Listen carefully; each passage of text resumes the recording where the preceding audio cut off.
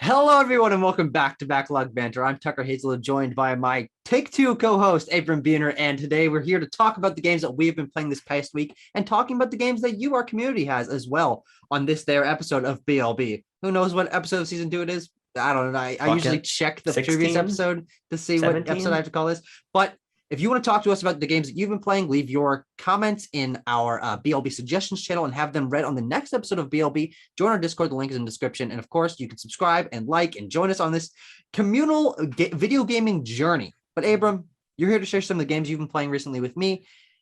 Start us off with something fresh and fun and fuzzy.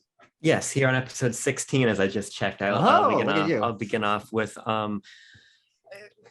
Tucker, here's what's interesting about this week, right? Yes. And we talked about it in take one of this video, which we scrapped. Yes. It's been very weird because we got a lot of shit kind of percolating in different respects, right? Yeah. We've got Guardians of the Galaxy. Shit's always percolating over here, let me tell you.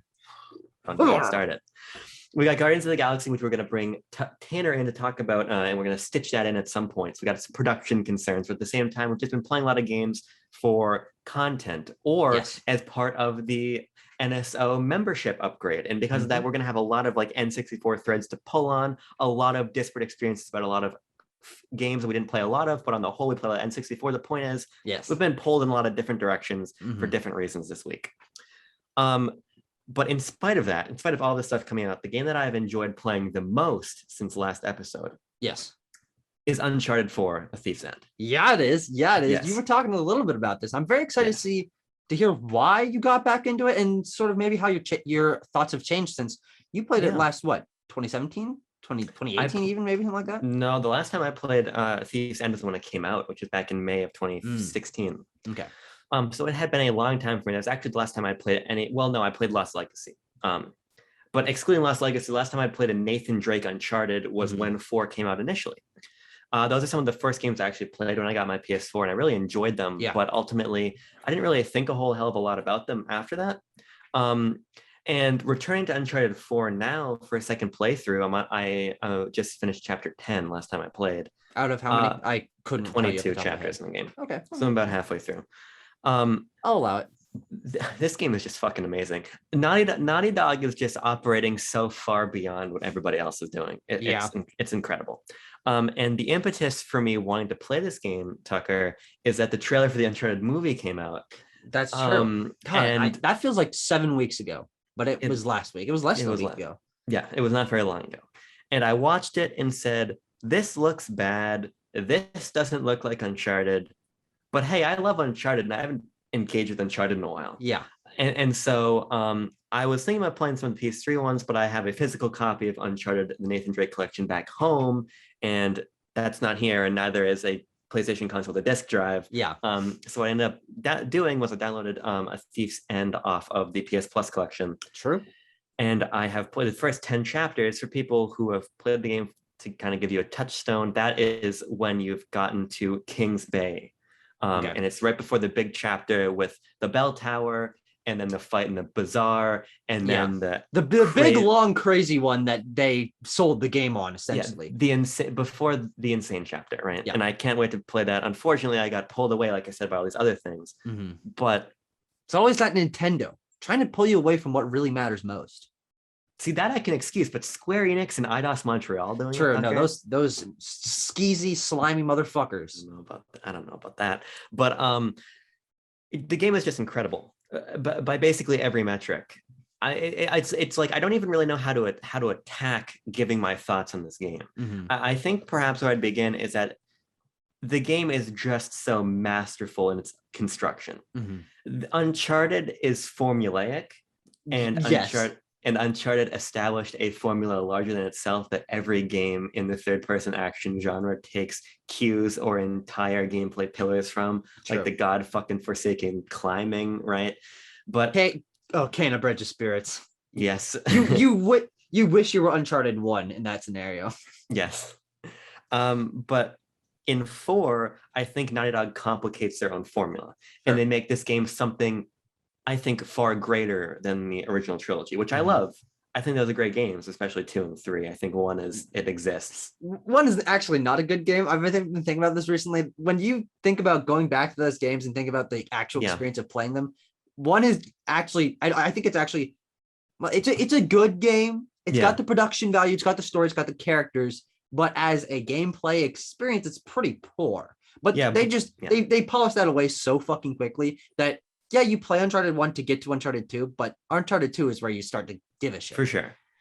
But when you get to Uncharted 4, there's just so much more happening here on a narrative level, on a gameplay level, and the way that all kind of twists and converges is amazing.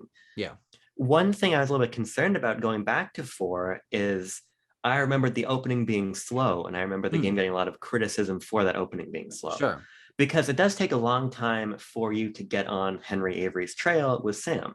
It's probably a good 4 chapters or so before you end up with him in the stealing the St. Dismas's cross from the auction hall, which is one of my favorite sequences in any video game period ever. I'm remembering things as you're sort of reminding me of them, because I love this game. It's one of my favorite games of all time. It was certainly one of my favorite games on PS4. But I haven't thought about it in a while, because I just think, oh man, I love Uncharted, but I don't really think to specific sequences. And honestly, when I do, I'm more thinking back to Uncharted 3 is my favorite of the series. I think that has the best set pieces and stuff, and I like the way it complicates the story. But reminding me of these sections of 4, I'm like, oh yeah, that was really cool. Yeah, it's really great because Naughty Dog is so confident and so familiar with this formula at this point that they're able to play with it in familiar ways and in new ways. So the opening of the game, I think, is deliberately slow. It takes you from the bombastic in media res opening and then throws you back to the beginning through a flashback through Nate doing his diving in his civilian life to, again, the bombast of playing then as Sam as he's breaking out with Alcazar from the prison. No, but I do know what you're saying, and I do think that well paced. I never felt a problem with the slowness of that opening. Actually, I do think that the opening of Uncharted 4, if I'm remembering it correctly, the sequence with Nerf gun in his attic is actually one of my favorite video game sequences of all time, because as someone who had just come off the heels of playing that original Uncharted trilogy, that feels like such a way of revering the adventures that you went on in those past games and reminding you of what it was. And then when the theme song starts to build and those credits come at the end of that sequence, that was one of my favorite moments of the series. And it really made it feel like they cared. And I think that's why Uncharted 4 works so well, is the reflection of, yes, you've been on all these adventures with Nathan Drake, but also giving you Sam and Chloe doesn't return till Lost Legacy, but Nadine and Chloe and all these characters. All these characters coming back together. Yeah, and it's paced so well. They take their time, as you're saying. That there are moments of quietness in the attic. There's a lot more emphasis on just narrative and puzzle solving and platforming, post straight up action as the story ratchets up, and it just becomes something that twists and moves in such a more mature way, I suppose. It doesn't feel like just an action blockbuster. It's a lot more reflective. It's a lot more narrative and character driven. Of course, Uncharted has always had a fun Indiana Jones story, but ultimately it was just fun. I think there's more weight to 4, not 100%. In a way that takes away from the tone, because there's still so much awesome banter between Nate and Sam and Sully. And the quippiness of Uncharted is there, the sort of mystique of Uncharted is there, the scope, the scale, but it's more personal, and it's just narratively, it's dynamite, and the gameplay is so much tighter too. The climbing, which is shit on constantly, here at least is far more thoughtful. It's not here is the edge and here is just a white Sharpie line, white paint pen line across the top of the edge to show you can jump on it.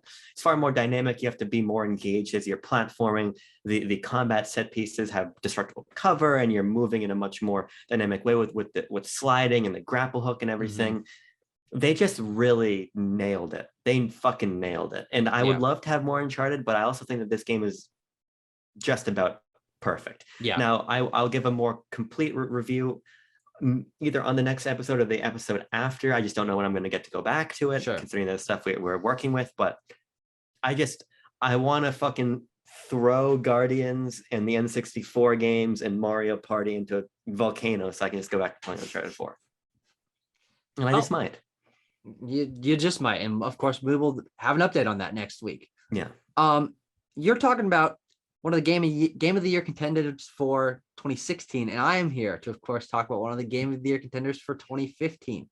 The lovely and much revered title, DS download for the 3DS, Pokemon Rumble World on the 3DS eShop.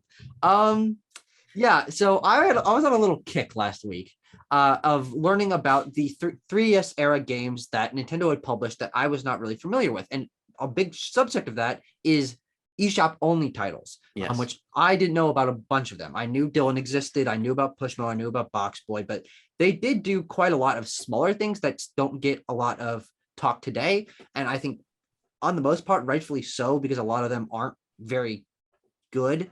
But this is the prime example of just free to play, put out a game because it's got the Pokemon name on it, horse shit. This game is categorically awful in like every sense of game design. I played this game until the bullshit free to play stuff didn't let me play anymore, and it wanted me to like have my fucking balloons recharge or whatever. Of course. And then I'm like, there's really no reason for me to ever touch this again because this gameplay loop is so poor. The game design in terms of what you're actually interacting with is so minimal. There's legitimately no reason to play this game, and it just feels like a cash grab. So there are so many of these Rumble games for no reason. Yeah. And this one, I believe, was also on smartphones. Pokemon Company Rumble released... World, really? I believe so, yeah. Yeah. Pokemon Company released a lot of not very good Pokemon downloadable titles, and then they started cross-releasing them across 3DS and mobile, and I think this was one of them. I never played this one. I really liked... check you on that real quick. All right. Keep talking. I really liked Pokemon Rumble on WiiWare, the original. That I think is probably the purest version of that formula. Sure. And probably what I found to be the best. I didn't play much of Rumble Blast. I borrowed it from a friend, and I played some of Rumble U with that same friend. But on the whole, it's not a very complicated formula, and it's not a formula that can hold up for 4 games, right? And I sure as shit had my fill by the time the third one came out, and it was a free-to-play game, you know? So I don't even really know why that got released. No, it's really peculiar. I mean, for those of you who are uninformed and unexperienced with the Pokemon Rumble formula, and I think this is the only one I've really gotten a chance to get hands-on with, but from what I can gather from playing this game, you are and you're collecting little Pokemon toy figures by battling them with an auto battle thing and just sort of going around empty arenas. And that's about it. There's checkpoints for getting like 10 Pokemon in your Pokedex, for capturing 10 Pokemon, for beating a certain amount of bosses, for visiting a certain amount of worlds, whatever. But it's all these really arbitrary, you've played enough of the game to get to this. And that's all underneath free-to-play bullshit where you have to let your things recharge or pay money to have them recharge faster, or you have a random wheel when you're choosing what world to go to. So sometimes you'll get the world you've already been to, so you can't actually get anything from going to it. You get a lot of coins. What do the coins really do? It's hard to tell. There's a lot of just like filler on top of this that actually feels like it's most of the game, because there's not even really a gameplay nugget for you to latch onto to want to have your balloons recharge faster, to want to collect all these coins. The idea is you like Pokemon, you want all the Pokemon, because I think as through Gen 6, this game has all 721 Pokemon or whatever in it. So there is that completionist aspect to it. That's the only driving force. Just go play a normal Pokemon game if you want to catch them all. This game is not the experience you want to put that through.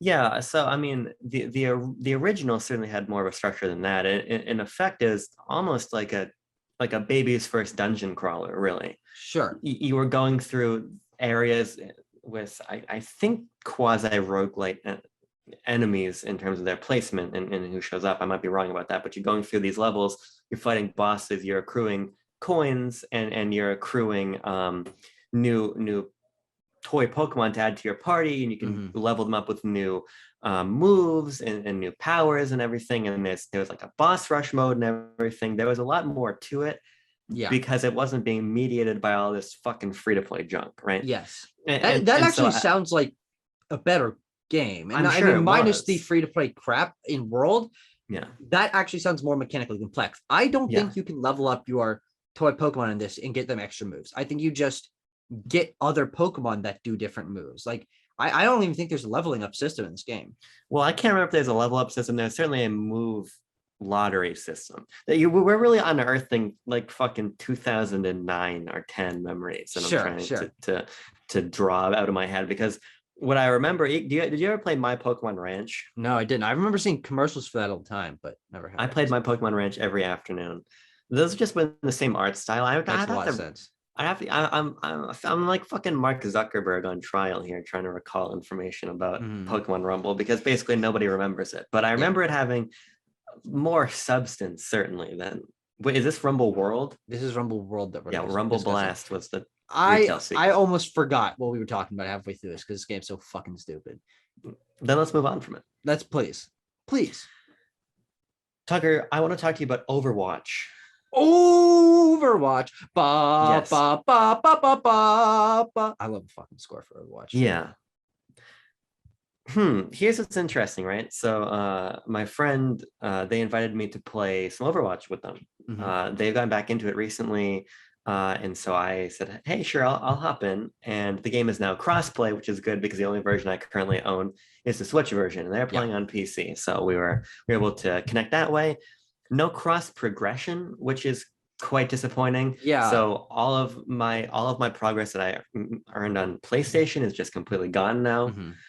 Which is still just skins and sprays and such. But yeah, but I mean, there's still a lot of work. That's kind of the drive of the metagame of Overwatch is to get that stuff. So losing that is certainly disappointing. But Overwatch is still a lot of fun.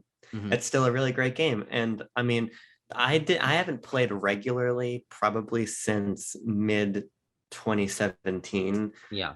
So coming back to it, there are so many new characters, there's so many new infrastructural changes. There's just a lot new happening here, because I played when the Switch port came out, I bought that and I played it for maybe 5 or so hours, and I was like, oh, and it's Overwatch. But getting back in with my friend and playing more, in some ways for me, it kind of felt like Overwatch 2 was already here with how much new content. Sure, that's a good point. Yeah. But at the same time, I just think that I've played enough Overwatch in my life. Yes. I love the game, but I'm done.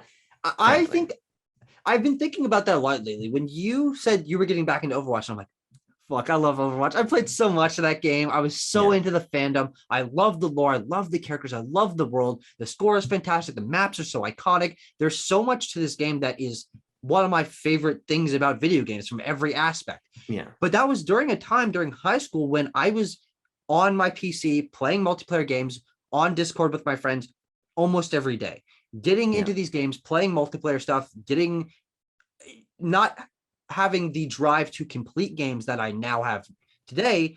I have shifted almost entirely away from multiplayer games as a whole. I'm much more single player gamer. I'm much more things with definitive endings. I don't really feel the drive to just do round based stuff anymore. Yeah. And Overwatch is still one of my favorite games of all time, but I do think that there is that worry in the back of my mind that you seem to be sort of unearthing as well, that we have had our fill of that. And the only thing that's still giving me a nugget of hope is the possibility that Overwatch 2, the ostensible update, whatever it comes to be, which is of course having some problems. We don't know when it's coming out. Fucking Blizzard's a shit show, but it has single player story content.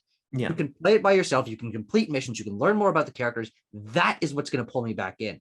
And maybe that'll get me interested in playing the actual Overwatch 6v6. Or no, I think in Overwatch 2, they're downing it to 5v5. But the match-based game again.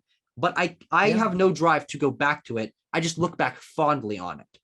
Yeah, no, I mean, I feel a similar way because the game is still fucking phenomenal. I think it's just, I mean, it's so varied in terms of the heroes and the potential team compositions, and the maps are so excellently designed, and it's still very fun to play. But I played 200 hours probably on PlayStation, and so I've had my time with Overwatch. I probably played 200 hours on multiple characters. I'm sure you did. Yeah, but I don't know. At a certain point, it's like there's so many other games I want to be playing that fun to go back to Overwatch with friends, but I think that's about going to be the extent of it. And 100%. Sure, I'll try the campaign for Overwatch 2, but ultimately what's that going to look like? Is that even going to provide something especially compelling? Sure. We'll see. We'll see. I think, frankly, what might interest me the most, almost like, because one of the things we played was the Junkenstein's Revenge. Oh yeah, Seasonal event is back. It's seemingly every year, seemingly exactly the same as I remember it being. They don't really change the seasonal events. Yeah, which is neither... Lucio Ball again. Yes. Yeah, and like if they were to flesh out a co-op PvE mode, I think that might really compel me. That's what the campaign is. Is there a dedicated single player campaigin? You can play it single player, and you have CPUs on your side. You're playing as Reinhardt or May or Lucio or whoever, and you have AI helping you through a level. But what we saw from that initial reveal, holy fuck, back in 2019, I think, for Overwatch 2, which showed off a complete level with bosses. And one of the things that really interests me about Overwatch 2 and its PvE mode, which is the very big focus of this, is they've got this dynamic collision system where if you hit a droid with your hammer, it knocks back all the other ones behind it. So it's got all this physics to it, and your characters now have upgrade paths for their abilities and stuff like that. So there's more customization. It does seem very robust. Sure. But we also haven't gotten almost any news about this game in the last 2 years. And Blizzard's going down the fucking shitter, and everyone's leaving. And Jeff Keighley, no, not Jeff Keighley, Kaplan. Jeff Kaplan is gone. So who knows? Fucking McCree is dead. It's Cole Cassidy. Cole Cassidy's a fine name, by the way. It's not a bad name. People are just being assholes about it. But yeah, ultimately that's kind of where I stand on Overwatch right now. I have to say I am not excited about Overwatch 2 for all the things you just listed. Perhaps when it's actually a tangible game, I'll care more about it. But right now I just really can't. When they post like the snippets of characters that like basically the same to me, it's like we'll see. That's a big wait. Overwatch 2 is a big wait and see thing because, like you, Overwatch 1 is one of my favorite games of all time. So. Let's pop over to something slightly different. I think how many more games do you have to talk about external to sort of the fucking N64 smorgasbord? Nothing. That's going to be part of this episode. Okay. Then I will close this off. I'll skip one other thing that might have a plan going on behind the background, but and we're going to jump to something pretty different from Overwatch, which is of course Picross 3D on Nintendo DS. Developed by HAL Laboratory. Why? Zero fucking clue. I didn't know they made that game. Yes, they did. But this is Picross in a 3D environment. Yeah. Published by Nintendo, developed by HAL on the DS, which is okay with 3D visuals. They're not phenomenal, but it gets the job done. But this works surprisingly well. Like the controlling of a block in space with your stylus and using the D-pad to switch between destroying blocks or painting them to make sure to save them. It is so fluid. I found myself re-addicted to essentially a new game because this barely has anything to do with actual Picross, except for the fact that you're trying to reveal a picture, but this time it's a shape. And I think this game is awesome. I think it's phenomenal. It's got a really large amount of content. It's got a ton of polish to it. Whenever you finish a puzzle, it makes a little shape. It's a frog or chair or whatever the fuck, and then it animates. All the little blocks turn into a little thing that bounces around the screen and makes some noises and stuff. There's just so much attention to detail in this game that you don't need for a Picross game. Jupiter makes these god fucking saken Picross X games 20 times a year. They're always the same. They're great, but they're bare bones in terms of presentation value. But this has that Nintendo and HAL polish behind it that makes it a next up experience. Sure. Any questions about Picross 3D? I want to fire on all cylinders here. I think you have, because and if you haven't, well then I suppose all the cylinders you're going to fire on, I suppose, because I really don't. It falls beyond my purview. True. But I'll try the Sega Picross for next week, and then I'll share my first impressions of Picross then. Yeah, that'd be great. The one thing that I would say about this game, this is still positive. I don't know why I presented it as sort of a, is that you might expect, okay, so you can only see it from the outside, but there are things on the inside that you're still going to want to get to. And what this game does, it has sliders that allow you to hide portions of the blocks so you can see on the inside and get to those. So you can really be attacking the puzzle from literally any angle. You can turn it upside down. You can flatten it to just one layer if you want to focus on that. There's a lot of flexibility, and the the time limits on the puzzles, and maybe it's because I'm good at Picross, but are so long that there's very little pressure. This is a low stakes game. It really lets you take your time with the puzzles and get into the nitty gritty of looking in the cracks of what you're trying to complete. And I really do think it's awesome. And those 3D visuals work surprisingly well for a 3DS game. Yeah, it's funny that it's called Picross 3D being on the DS. I remember reading about that in Nintendo Power, and it scratching one of the itches you were talking about. Did anything like this actually show up on 3DS? There is a Picross 3D too. Yeah. I believe that's a 3DS game. 3D 2. 3D Round 2. Yes, is a eShop title, 3DS eShop title. I wonder why this idea was never explored $30 further. Yeah, that's a lot. Yeah, that's a lot. I'm not. But it would seem to me like this is something that would be explored further on Switch eShop or something. But that's it for Picross 3D. Yeah. Tucker, is it time for the N64-Palooza? The N64-Palooza is upon us. Sure. Now I have to say I want to talk about Mario Kart 64 in a substantial way. Yes. The other ones I don't really have substantial thoughts on. Okay. I suppose if you'd oblige me the honor of talking about Mario Kart 64. Fine. I think this game is really fun. I think because here's the thing. Rewind. They don't have rewind on N64 Online. You can't do that. Sorry, fucker. Mario Kart 64 was the only Mario Kart game I had not played. And so I was very curious to see what I'd think of it when I finally did. Now, this does not crack the top tier of Mario Kart, which I think is 8 Deluxe and Double Dash. Yeah. And that's my top tier. But in comparison to a lot of other Mario Kart games that I think have just been kind of obliterated by time, 64 to me still feels really fun to go back to. And it feels fun to go back to in the way that I think Melee is fun. And what I mean is sometimes a game being just a little bit broken makes it more fun. Yeah. And I think this is an example of that, because the core physics, actually, like Melee, are a lot more demanding than the other games in the series. This is far more of an arcade game about your ability to drive, opposed to the RNG of the items and the overall experience that Mario Kart has kind of become. If you're not good at driving in Mario Kart 64, you're fucked. And I found myself kind of getting a handle of the mechanics and feeling competent. So I was able to hang with it on that level.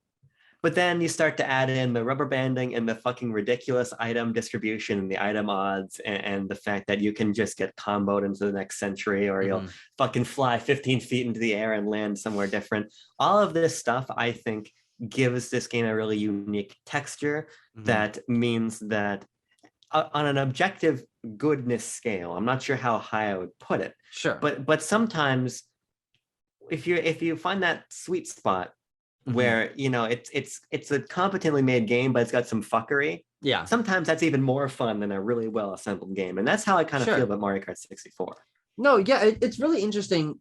Having gone back and played, I've played the majority of the titles in the Mario Kart franchise, but I'm not a fan of them. We talked about with Mario Kart 7 how I felt that game was lacking its own sense of identity because 8 just took it and ran with it and obliterated it from that angle. We talked a while ago about Super Mario Kart, which I think really does not hold up from a visual standpoint.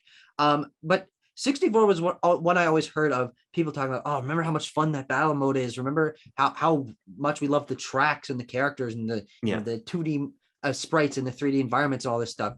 I was always interested in it, but only tangentially because it's important to the progression of the series, not for any of its own merits. Because I didn't realize from the Mario Kart games that I played, they all pretty much handle the same. They pretty much have the same courses. They pretty much have the same, you know, mechanics overall. Going back to a game that does handle very differently, this actually makes it a lot more interesting to me. And I do want to go back and play it on my own time, because the first time I played it was when you and I tried Nintendo Switch Online, hopped straight into Mario Kart 64, and I'd never touched the game in my life. And I did not understand the drifting at all. And this game is a lot, it's both slipperier and tighter than 7 and 8 and 8 Deluxe. And so I was spinning off course and turning myself around and getting all sorts of fucked up and caught on things. And as you said, like knockback collision is just entirely screwed up in this game. So if you're on Turd's Turnpike and you fucking hit a truck, you go boing and you shoot up in the air. It's like, what the fuck? I really got screwed up and I was almost in 8th every time that we played. But that really was because I didn't know what to do. And that was kind of hard to wrap my head around. I've always found myself not to be someone who likes Mario Kart, but is pretty good at Mario Kart. I always find myself in that top tier or in the front if I'm playing against CPUs. And having my ass handed to me in a Mario Kart game because I didn't know what was happening was actually pretty fun and pretty different. Because it was one of the first times in my life where I'm like, whoa, hold on. I need to figure out how to play Mario Kart. It was kind of wild.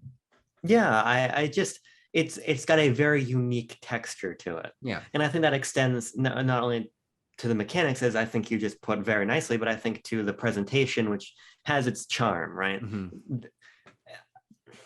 It looks the way it looks, right? Yeah. And I think it looks fine. Yeah, I think when you contextualize it within the time that it came out, there's a charm to kind of the gross 2D sprites and those 2D environments.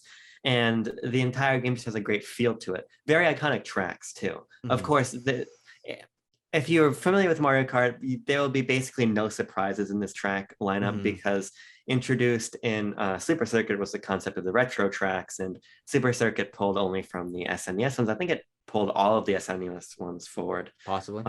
But starting with Mario Kart DS, maybe it was, no, I think it was Mario Kart DS, where they started pulling from all the different games for the retro tracks. The point is they've basically all been remade in one Mario Kart game or another. Yeah. And so because of that, that's important to keep in mind. It's not the game's fault. It's just the fact that 100%. With the concept of the retro tracks, at a certain point, you're going to have to use all the tracks, right? So I wasn't surprised by them by that merit, but I still think that there's a well-designed crop of tracks in the whole. So I was just really impressed by the game. And I played through all the cups on 100. I'm working through them on 150. And it's just been really fun to hop in and hop out of. I think having this game available in handheld mode to me has been really great for just a cup here, a cup there. Yeah, no, that's going to be hopefully my experience going forward this next week is getting my dumb fucking monkey brain wrapped around the physics of Mario Kart 64 by playing through them probably on 50cc so I can have a little bit of time to start and going through those tracks by myself. There was a lot of pressure and a little bit of slowdown from the infrastructure of N64 Online, where I was very overwhelmed playing it with you and not knowing what was going on. So there could be a reconvening of you and me once I have my head around these mechanics, and we can try the battle mode. We can try the other modes together, because N64 Online works better than people are letting on. It's not flawless, but it for the most part, when we played online, it was great. And I'd love to be able to competently compete with you, as opposed to just being like, boing, woo, on the background while you're literally lapping me. Yes. And Choco Mountain's a real motherfucker, or Choco Valley, because if you fall off that hairpin turn, you have to redo the entire fucking thing. Yeah. The game is more punishing, which I think makes it more fun. So we'll totally run back the competition and do a fucking rematch soon. Did we get any comments about Mario Kart 64? Yes, but we'll just say them. We'll just fucking give our. No, that doesn't make any sense. Okay. That doesn't make any sense. We should do them while we're talking about the game. I mean, I suppose so, but then we're gonna forget about which ones go where. Do they go where the game is talking about? We'll just save it. Fine, whatever. We'll figure. We'll save it. We'll save it. Okay. Well, the only other game that, if you're saying we should sort of steer away from the ones we just barely touched on. Well, what I would like to do personally. Yeah. Because I think it'd be good at like share the ones we talked about more in depth on that level, then talk about kind of N64 Online as an entity in the games we played a little bit of, if you want to do that. Okay. But the other one that I actually did play the most of is Dr. Mario 64, which you and I started by playing online together, playing the multiplayer suite. And I think this game is fucking awesome. I mean, I'm a big Dr. Mario fan. It was one of the first games I got on my NES. I'm just gonna go with my weird history with Dr. Mario, because Dr. Mario is, weirdly enough, one of the games and characters that got me into video game history. Because when I got Smash 4 and I'm like, why the fuck is there a Dr. Mario in this game? That doesn't make any sense. And I glommed my tiny fucking high school brain glommed onto that character so hard that was my main. for years. I was a Dr. Mario main. I had a Smash 4 iFunny community account where I was Smash_Dr. Mario. Everyone fucking knew me as Dr. Mario. Dr. Mario was the first NES game I ever bought, which means it was one of the first retro games I ever bought. And because of that, me buying an NES, I got really into game collecting. I got really into game history, reading all these game history books and stuff like that. And I've always been a fan of Dr. Mario. I've been a really big fan of that gameplay. And I haven't really touched the other games in the series because there's not really been a chance for me to. The other games are tangentially in weird places. I never had a Wii I never used the Wii shop, so I couldn't have played the one that was on there. I didn't really use the Wii U eShop or 3DS eShop. Those games are still available, but I never played those. So playing Dr. Mario 64 is fascinating to me because it is the same game, gameplay-wise, but just better.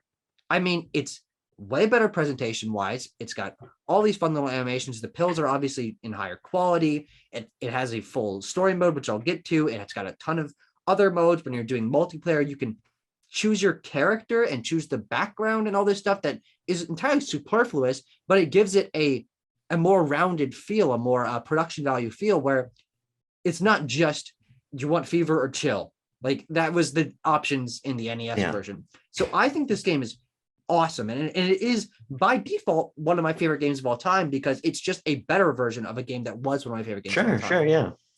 Yeah, I mean, this game is weird because it's basically an SNES game. Yeah. That they ported forward to the N64 as one of the last games Nintendo published on N64. I think it was like one of the last 5 or 6, something like that. And its big calling card was 4-player multiplayer. That was kind of its jam. But it's kind of a little weird pocket. It's kind of one of the last main retail puzzle games Nintendo released. It wasn't released anywhere but America. I don't know if you know that. I did not know that. It only released in America. Well, that's funny. Well. If you're going to talk about the GameCube fucking puzzle collection, yes, that's how that game came elsewhere. Yeah. But the N64, Dr. Mario 64 game was US exclusive. Why? Who the fuck knows? I don't know. Maybe who fucking knows? That's very peculiar. But that puzzle collection I actually do want to purchase because I have a Japanese GameCube now and it's got like a full Yoshi's Cookie like remake in there and 4-player paneled upon all kinds of things. Biggest Yoshi's Cookie fan I could ever think of. Goes without saying. But no, I'm glad you really liked it. I'm completely indifferent towards Dr. Mario. Yeah, I'd always prefer myself a Tetris to a Dr. Mario. Sure. But I played quite a bit of do you know the name of the one that was on DSiWare? Because I certainly don't. Dr. Mario Express? Might have been Dr. Mario Express, but it was built into it came pre-installed on my DSi. Yeah. I believe. Oh, that's interesting. Or I bought it of my own volition. Also possible. It definitely came pre-installed with WarioWare Snapped, which is not a very good game. Sure. But I think it also came with Miracle Cure? No, Express. Miracle Cure is the 3DS. There's so many there's actually a surprisingly large amount of these games that no one talks about. Too. Yeah. Yeah. So Dr. Luigi, that one has Luigi. And it has L-shaped pills. Yeah. Talk to me about story mode.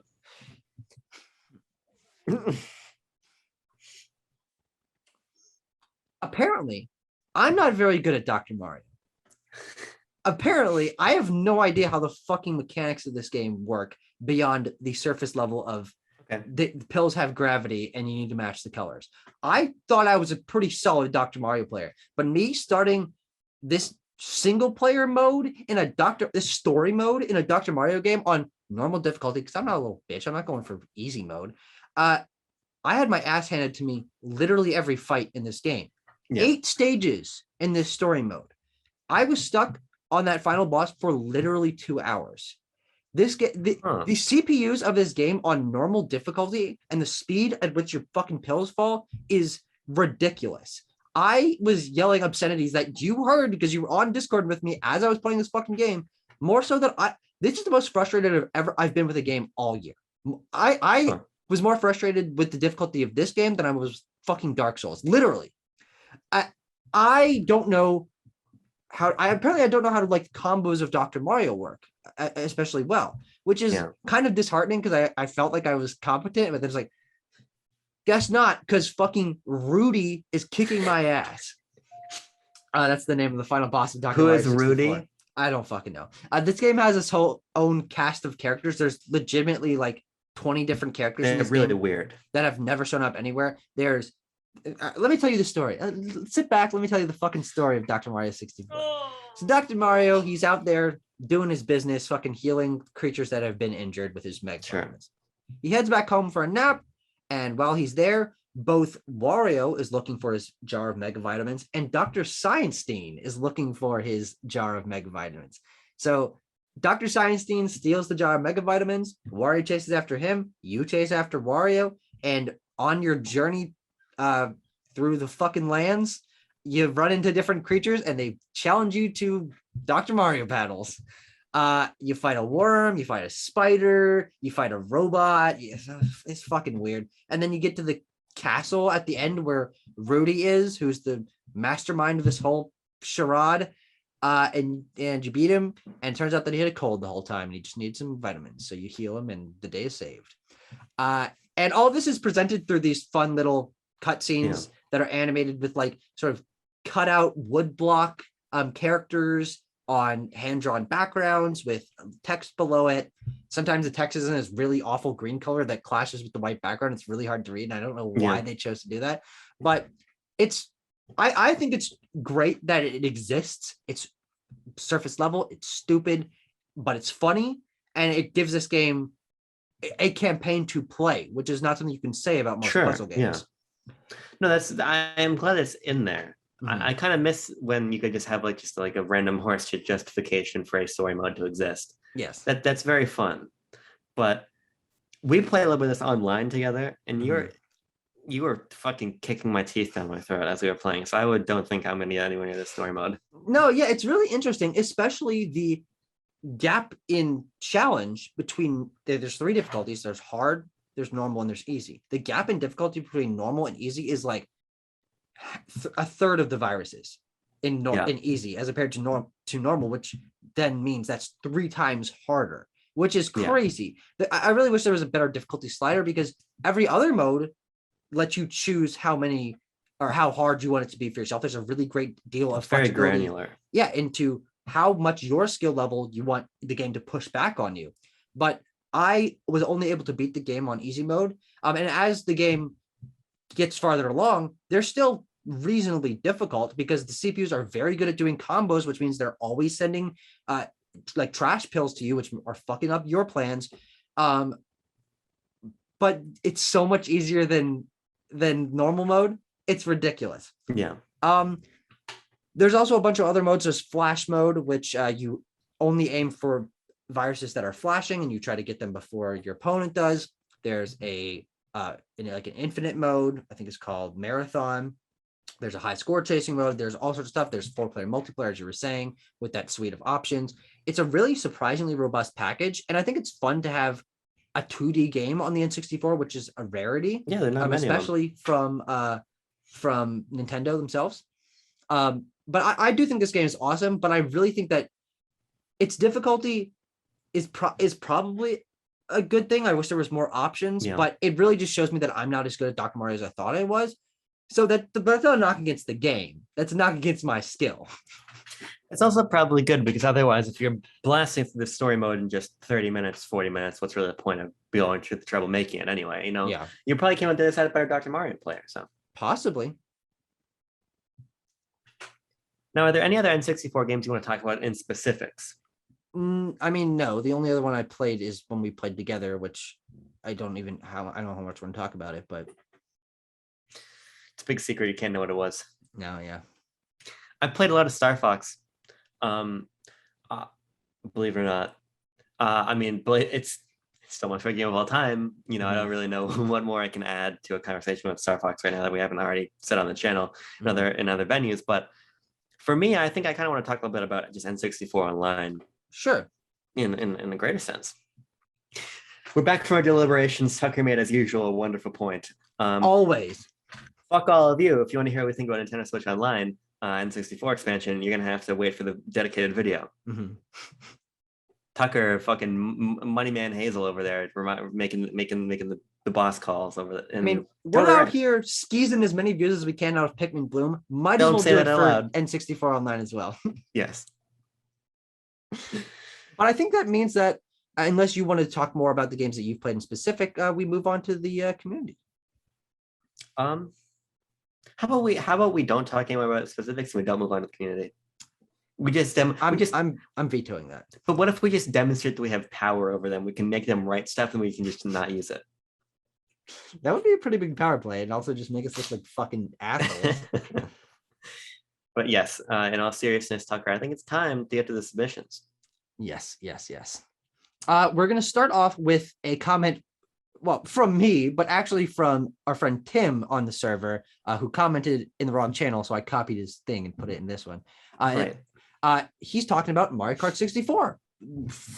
Fucking, I told you we should have been reading this earlier, but he says, I've been lucky enough to play Mario Kart 64 online with a brand new wireless N64 controller. I always preferred Diddy Kong Racing back in the day, but recognized that Mario Kart 64 was a big step up from the SNES original. It hasn't aged well compared to some other N64 games like Star Fox 64. I've been reminded that there was more emphasis on racing over items in this version, and it's pretty unforgiving in general, at least in 150cc mode. Yeah, I didn't even get to that. This is the first time I've played Mario Kart 64 in the 60 hertz version. In the UK, we only ever had the slower, inferior 50 hertz PAL versions. The nostalgia is amazing, especially with an authentic N64 controller. I look forward to trying the battle mode online soon. He actually has one other sentence, but he sent it as a separate message in backlog, so it didn't get transferred over. Oh. Tim finishes by saying, I should add that there were no connection issues. It worked perfectly in his online session. Well, there's a lot of stuff in there that actually we didn't bring up, which is the fact that there are different versions of Mario Kart 64. I don't know what hertz means. So I can elaborate briefly. Basically, the entirety of the N64 library, and I think the fourth generation library also, we'll just keep it in the context of N64 because this is true, run at 50 hertz opposed to 60 hertz, which means the games are literally slower. It just has to do with the electricity output in PAL regions. So their games literally run slower than the NTSC and Japanese versions. So there's a big point of concern prior to release that that the European NSO app was going to get the hertz version, the 50 hertz versions, opposed to the standardized faster, the ones you want to play, the 60 hertz versions. Yeah. And you actually can play the PAL ones. If you go on the N64 app, even the American app, and you'll go into the settings, you can enable the European versions. Yes. Why you want to do that, I don't know, but I am so fucking glad that Nintendo gave worldwide everybody the 60 hertz options, because it's easy to subvert that, because you can just make the eShop account for America, but it just would have made no sense to just give people PAL and say, fuck you, make a different account. Yeah. No, that's definitely good. And one thing I actually think is good is the fact that there is that option, even if it doesn't make a lot of sense. I mean, this is one part of game history preservation that Nintendo's actually doing right, is allowing those multiple versions to be played. And of course, you can also get a Japanese account and play the Japanese versions on your Switch. So there is that suite of options that wasn't necessary, but is actually pretty interesting and important for preservation of game history. Yeah. Man, I think we covered a lot of our thoughts on Mario Kart 64 already. I will say that I really want that goddamn controller, but it is just sold out everywhere. Is that true? It's simply impossible to find. Yeah. Which is too bad. Okay. Well, next up we have there's a lot of horse shit talking about. Yes, there was a lot of deliberation. About the evil tyrant dictator Tucker Hazel fucking putting down the law, and then the resistance fighting back, allowing there to be other kinds of BLB submissions this week. Yes, like this one here from Will, who says, I've been getting back into Smash lately. A friend of mine shit-talked a villager, who's my favorite Smash character, so I thought, I want to body this man with every character now.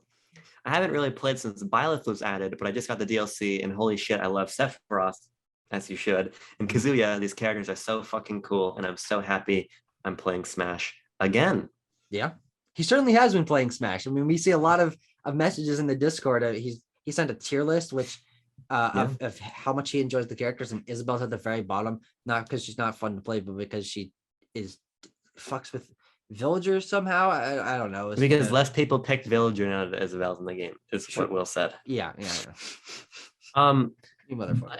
It's funny. I haven't played Smash Brothers really in a while either. Mhm. Martin and I played a little bit, just hanging out playing Smash one time, but I haven't actually played with Pyra, Mithra, Kazuya, or Sora. Mhm. I would certainly like to play with Pyra and Mithra and maybe Sora, but I have always said that despite how awesome these new characters are, Mhm.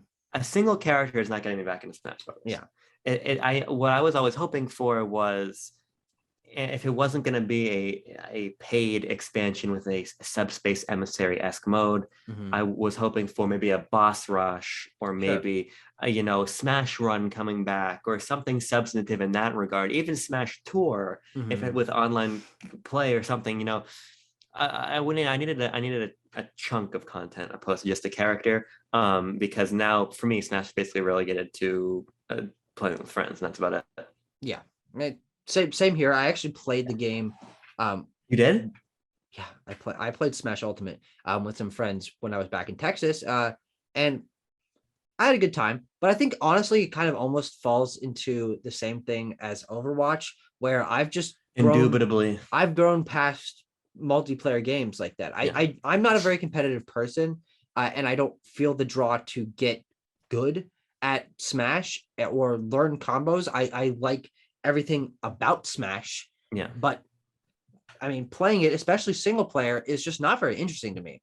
But the game is also done now, and all the DLC is there. And going into the future, we have the full game of Smash Ultimate and its DLC to play with friends, and to not worry about there being more characters and patches, and will there be extra modes? Will I want to go back to it in the future? It is set in stone now, which I think is kind of satisfying in a way.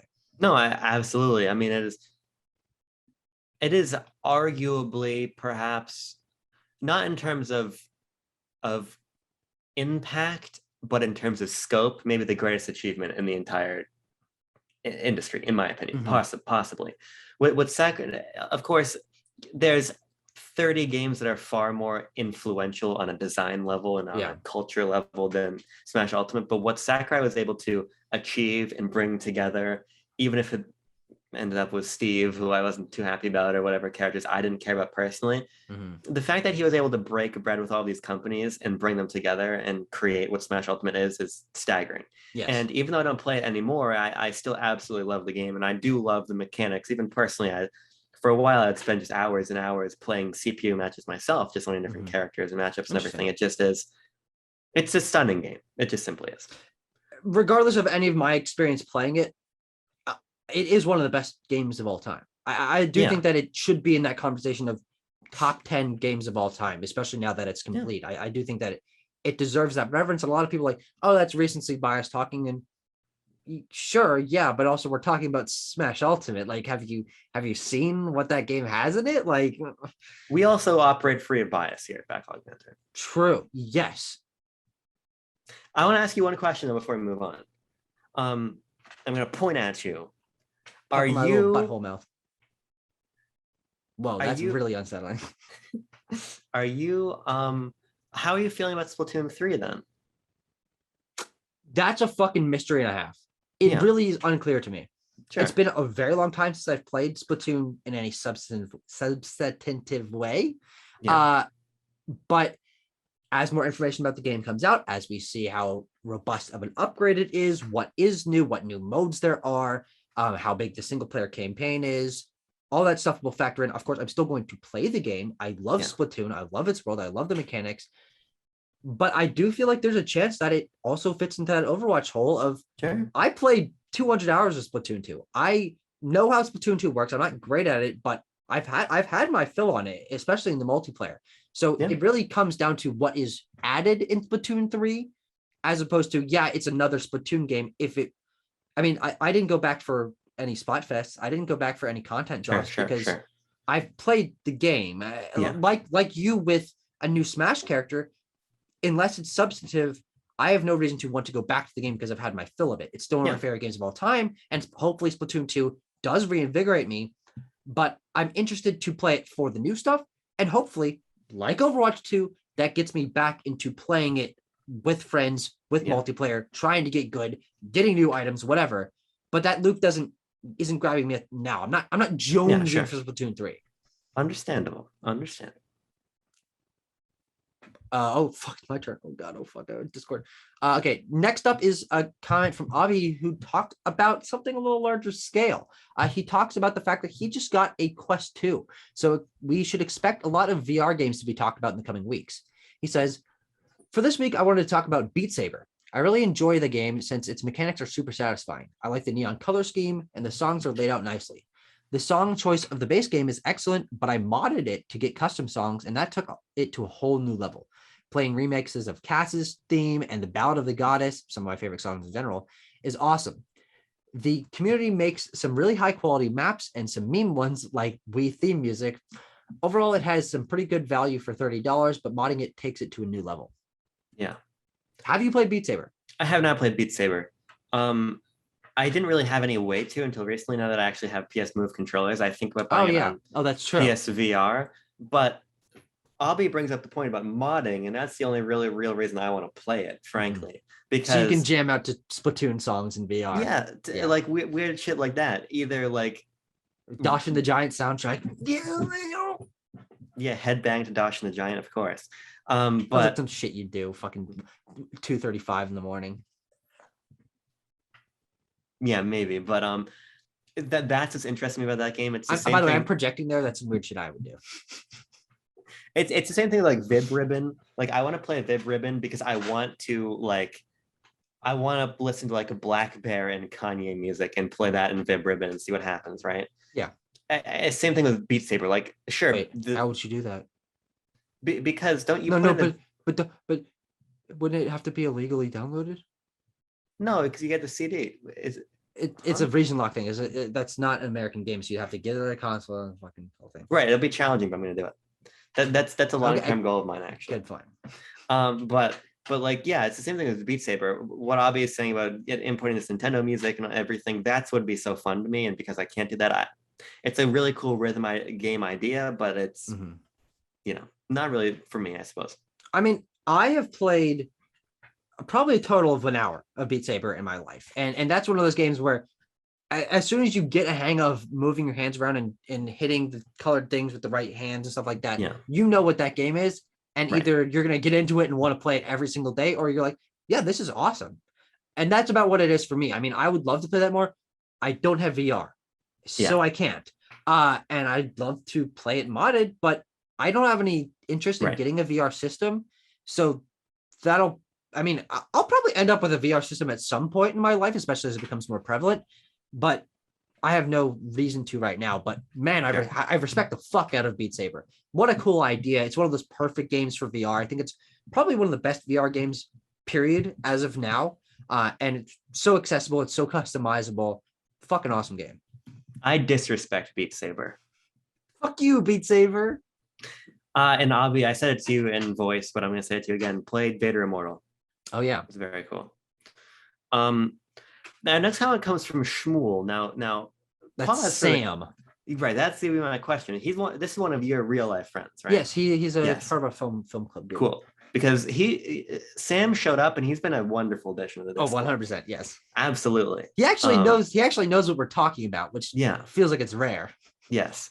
So shout out to Sam. And he says, the hype for Metroid Dread still has a strong hold on me because it's the only game I've played since it came out. I've always loved the Metroid lore, and I played a bit of Prime when I was younger, but this year was my first experience with the 2D games when I played through Super after Dread was announced. Dread really met all of my expectations. The movement is fantastic, which makes the exploration and combat amazing by extension. I was worried that the game would feel stuck in the mid-2000s when it was first conceived, but instead it feels like such an effective modernization of a franchise that I love and more more and more each time I play a game in the series. This has also been the first new release that I've myself been interested enough to follow the speedrunning progression on, and I'm even thinking about trying a speedrun of it myself. overall, I'm super excited to see where the series goes next, and I think 2D Metroid is in great hands with Mercury Steam. I mean, yeah, we echo all of that. We have a full review. We did. We reviewed the game. The one thing I would say I think is interesting there is the worry that it would be sort of held back by when the design of the game was first conceived, though I don't think that's necessarily true. I mean, the idea of making the Metroid 5 started back then, but there's no way that they're still using that template that was starting back then. I think I'm convinced that Mercury Steam started from scratch when they were given the idea to make a new game. It's possible. I mean, the thing about it that Sakamoto said was that the idea of what Metroid Dread was going to be back in 2005 or whatever was not possible on that hardware. Sure. So, you know, I think from what I understand, there are a lot of design concepts and ideas that came into Dread, but those weren't really mid-2000s design concepts because they did not fit within the context of mid-2000s design, right? Sure. Yeah. So they were ahead of their time anyway. Right. It's an interesting mix of, you know, taking those bones and of course bring a shit ton of newness in there, right? So it's really interesting fusion of design inspirations and ideas. So young Samuel, if you haven't watched our review, you should do that. Next up, another comment from Andrew, not another comment today, but in general, he's done one almost every single time that we've done BLB recently, which is awesome. Yeah. And here he's talking about Metal Slug Advance. He says he started it and finished it in a single day. Metal Slug games are better known for being quarter-devouring fiends in the arcade. However, because Metal Slug Advance is a GBA game, they had to completely rehaul the game to account for the fact you can't pump quarters into your handle unless you try really hard. Indubitably. That's a little bit of additive on my part. I had a word in my head. Editorializing. That's what I was thinking. Instead of dying in a single hit, you have a health bar that lasts about 4 to 5 hits. Instead of getting a 10-second countdown to stave off a game over with another coin, you simply start the particular section of the level over again. What you end up with is a solid side-scrolling run and gun title that visually holds up and looks like a mainline numbered entry in the series. You can tell it's a mid to late GBA lifecycle game. Don't get me wrong, the game does have some flaws, such as little variety in stages, enemies, and vehicles, unlike its arcade big brothers. The hardware limitations are apparent from when backtracking. A single frame instantly respawns the enemies you just killed, and enemy vehicle damage is reset, something that doesn't happen in other games. Metal Slug Advance has a Metacritic score of 79, and it definitely feels like that. I can really only recommend it to fans of the series and those who are craving a Contra-esque experience on GBA. Tucker, what do you know about Metal Slug? I mean, honestly, if you had put Metal Slug and Contra side by side a year ago, I would not have been able to tell you that there were multiple series. I mean, I know I've heard of Metal Slug. I know it exists, but run and gun shooters is such a genre that I'm disconnected from that I don't know what the differences are between all these games. Yeah, I don't really know either, frankly. It's a series I want to play because it just looks so kinetic, especially Metal Slug. Like Contra looks fun, but Metal Slug moved beyond it being SNK, being primarily in the arcades. Contra really lived on NES and on SNES. These games look so fucking wild. Mm-hmm. I think we should try them. I'd be very curious to have an experience in Metal Slug, but not a whole lot I can add firsthand to this one. No, nothing for me either. Yeah. But I mean, he gave such a good breakdown of this game from every angle that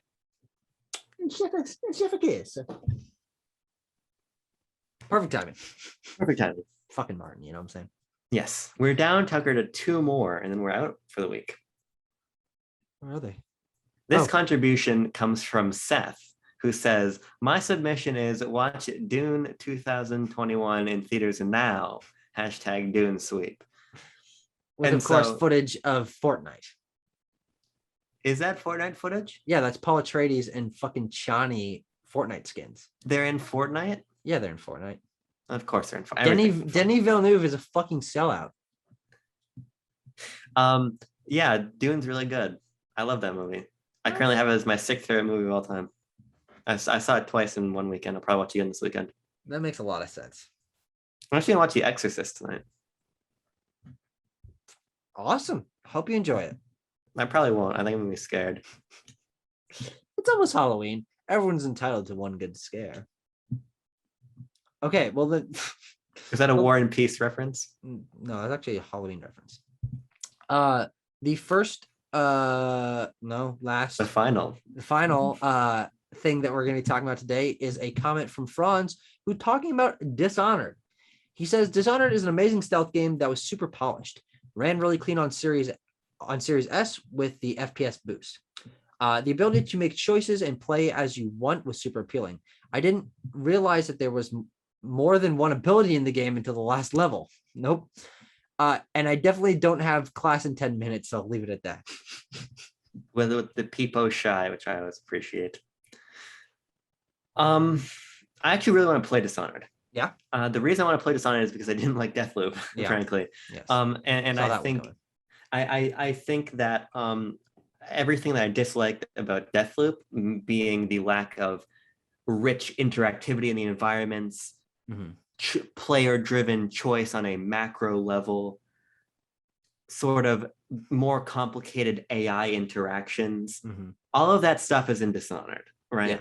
Yeah. So God fucking knows when, but I'll download that one to the old Xbox. Yeah, no, I mean, it's a game that I have a lot of passion for. It is a game. I have never beaten it. No fucking clue why. I've started it multiple times, but I played a lot of it on my 360. It's one of the few 360 games I played alongside the Blob 2, which we talked about the Blob last week. But I love that game. It's one of my favorite games of all time. It has a great aesthetic. It's got great world building. The powers are really varied. It is better than Deathloop. I think a lot of your criticisms of Deathloop that you just said aren't necessarily reflective of the actual game. But hopefully, in your own fucking twisted, demented mind, Dishonored does make those better and does those better. Never played Dishonored 2. I'd like to someday. I actually own it because Tanner gave me his entire physical PS4 game collection. For some fucking reason, that was one of them. He's never played that game. I don't know why he has it. But Dishonored is a great game, and I really do think you would enjoy it. They actually grow copies of Dishonored 2 out in Iowa. Are we allowed to know that? Are we allowed to share that with the audience here? I don't know. Okay, I think that's the end of the episode. It fucking is, but it's not. Because here's where we're going to slot in our Guardians impressions with Tanner.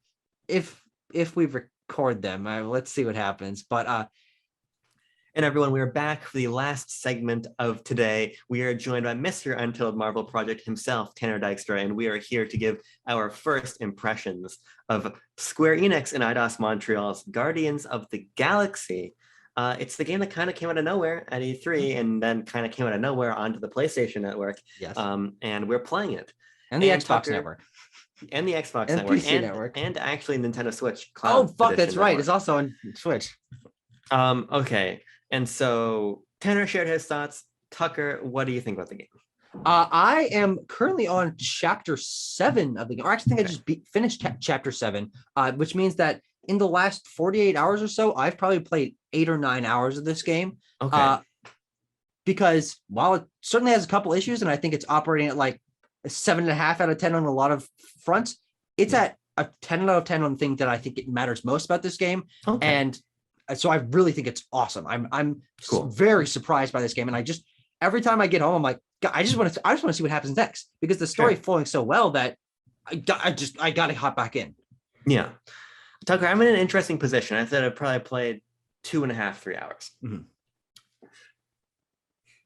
My power went out yesterday. Yeah, true.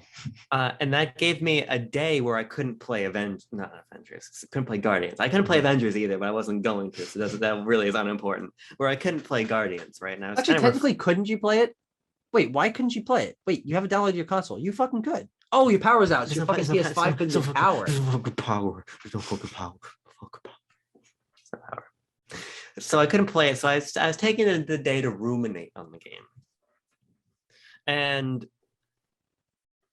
I want to keep playing it, but I don't know if I like it very much. Sure. I have a lot of complicated thoughts with this game already because I think this game does a lot really well. First of all, the art direction is fucking gorgeous. Yeah. It is imaginative and beautiful. And I actually like the designs of all of the Guardians better than the MCU so do I. Iterations. I think it's so cool. It does a great job of taking from the MCU and taking from the comics. It inspired me. I've never read any Guardians comics.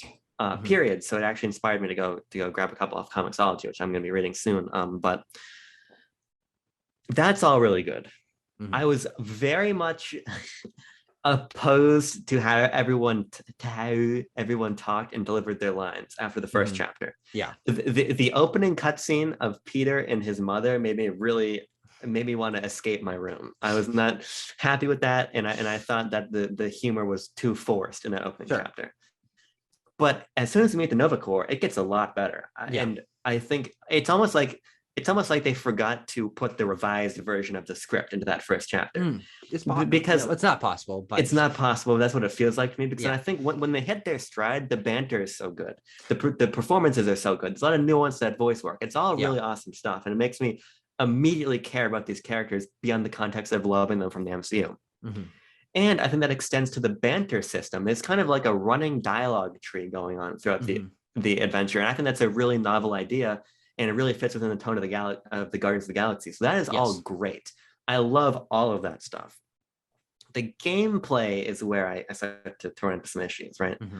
Because I think this game is a lot like Jedi Fallen Order in sense of the IP is doing the heavy lifting. Yes, no, I definitely agree. Mechanically, it's a composite of what everybody else is doing. But I just don't think that Guardians nails it in the same way that Jedi Fallen Order did. Because Jedi Fallen Order, I think, took Dark Souls, took Metroid Prime, took Zelda, and took all these different things and recompiled them. It really feels like when I'm playing Guardians, now I'm playing the Uncharted-esque platforming segment, complete with the grab the ledge, one hand falls off, quick time event type of moment, right? And so because of that, I think traversal feels stilted. I think that moving around the environment feels stilted. Yeah. And combat, I think it's a little. I think combat is mindless, frankly. Yeah. Because the idea that you're playing as only Peter and you're using all the different Guardians on the face buttons to pull off their attacks is really clever. Yeah. But the problem is they basically all means the same end.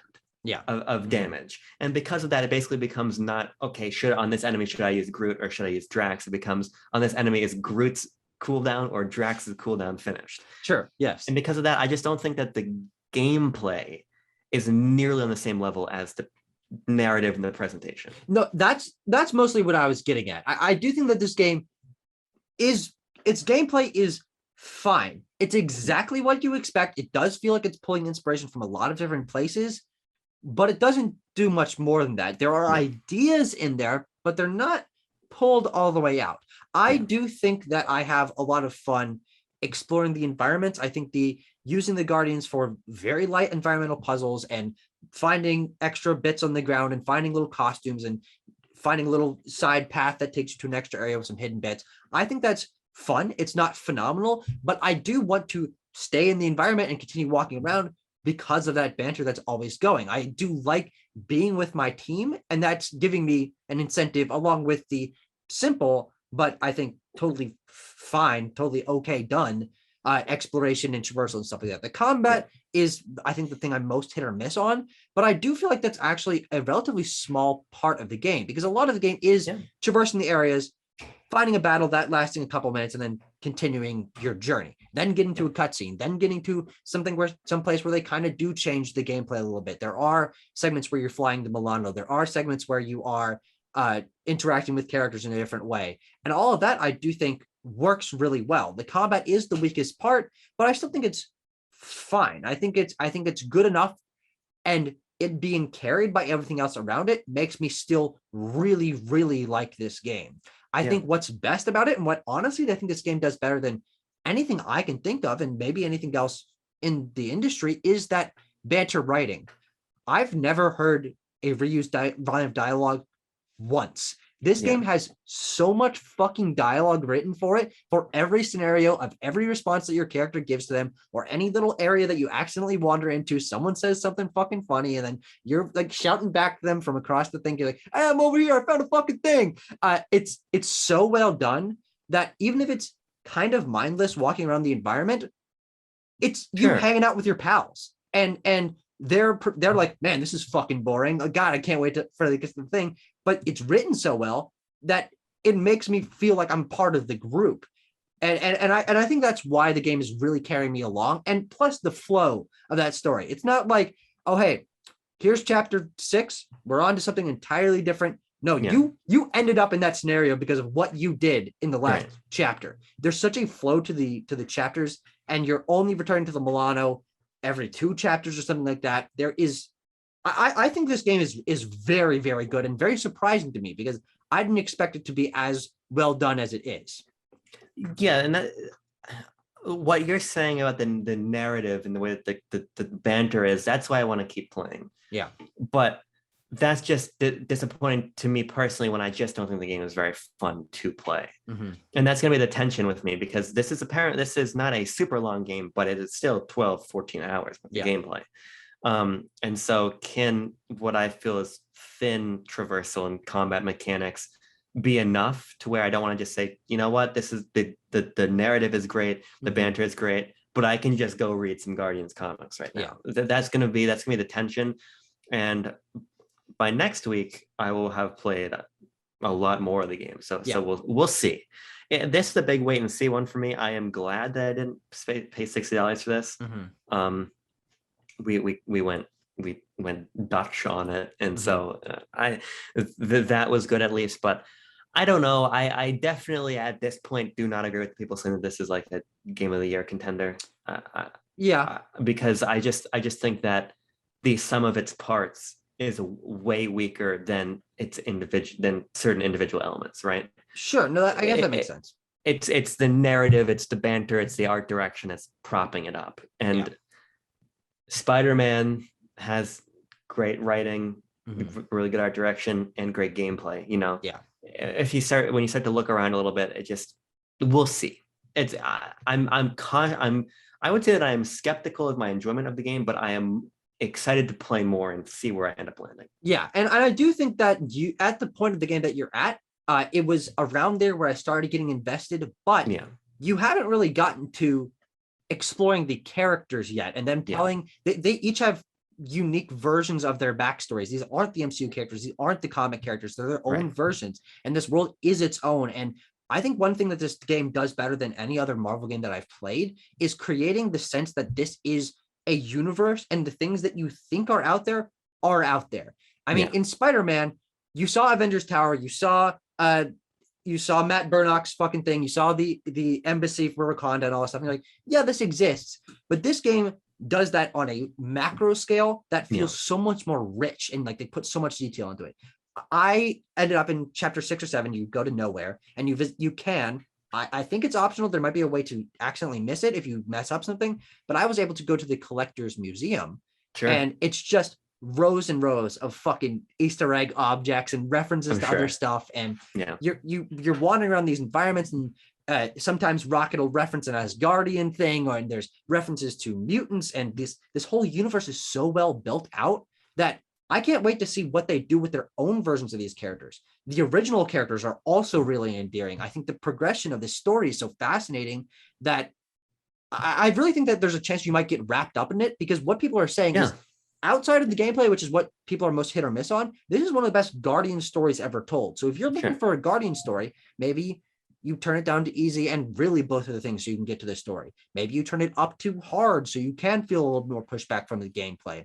I think there's a way for you to engage with this that will keep you invested, because that story is so strong and the acting and the world design is so engaging that I can see, at least especially for me, discounting the gameplay as part of this experience. It's an interactive medium. The gameplay, the combat and the traversal are fine to okay, but that's not what makes this game great. And the things that do make this game great make sure that it holds on its own. And I can see it being up there in that conversation at the end of the year.